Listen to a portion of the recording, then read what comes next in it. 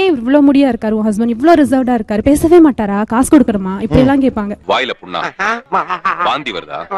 இவங்க வந்து ரொம்ப சைலண்ட், ஜஸ்ட் எப்படி இருக்கீங்க அவ்வளவுதான், அதோட கிளம்பும் போது போயிட்டு வரேன் அப்படின்னு சொல்லுவாங்க. மேபி யாராவது வந்து பேசினா கேட்கறதுக்கு பதில். ஏதாவது பேசேன்டா, வாய் தந்தே பேசு, ஆனா ஐ டோன்ட் நோ மட்டும் சொல்லிடாத. ஓய், ஒரு கான்வர்சேஷன் எக்ஸ்டெண்ட் பண்றதுக்கு 1000 ஆப்பர்ச்சுனிட்டி இருந்தும் கூட ஏன் பேசவே மாட்டேங்கிறீங்க?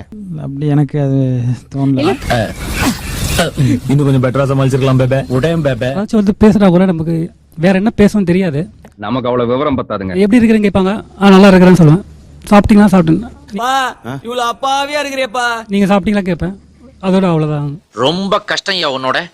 அதுக்கப்புறம் அவங்க கிட்ட பேசுறதுக்கு என்ன இருக்குதுன்னு தெரியாது. யார் தெரியுமா? இவர்தான் நேதாஜி சுபாஷ் சந்திர போஸ். இந்தியாவுக்கு 1947 சுதந்திரம் வந்தது இல்லையா? யார் தான் கேட்டேன். இந்தியாவுல ஆரம்பிச்சு இங்கிலாந்து போயிட்டாங்க. இந்த மாதிரி ஒன்னால எதுவும் பேச முடியாது. அப்ப ஃப்ரெண்ட்ஸ்லாம் யாரா இன்விடேஷன் கொடுக்க வந்தாங்கன்னா இவரா இன்ட்ரா பண்ணிக்க மாட்டேன். நானா சொல்லுவேன், ஹஸ்பண்ட் இங்க ஒர்க் பண்றாரு, இங்க இருக்காரு, நாமளா இன்ட்ரா பண்ணாதான் அவங்க பேசுவாங்க. அவங்க ஏதாவது கேட்டாதான் பேசுவாங்க.